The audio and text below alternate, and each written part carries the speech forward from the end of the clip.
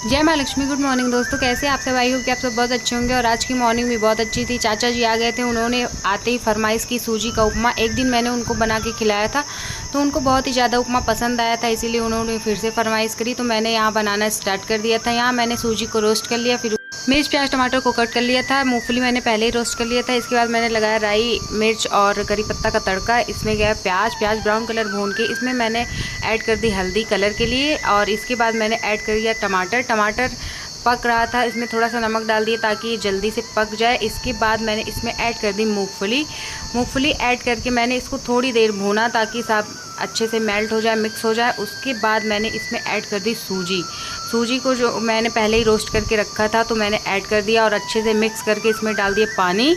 और नमक आप अपने टेस्ट के अकॉर्डिंग डाल सकते हैं। यहाँ पे उपमा हो गया था रेडी और बहुत ही टेस्टी बन के रेडी हुआ था। आप भी ज़रूर ट्राई करें। मिलते हैं नेक्स्ट वीडियो में। Bye bye guys, take care all.